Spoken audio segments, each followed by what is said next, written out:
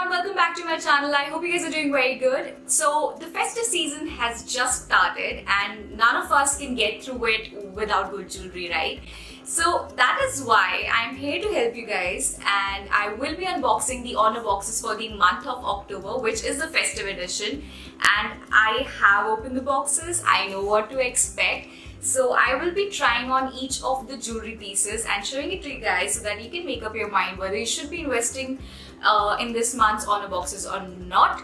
So yeah, without any further ado, let's dive into the video. And if you like this video, then please make sure to give it a thumbs up, comment down below which one is your favorite jewelry piece, and let's get started.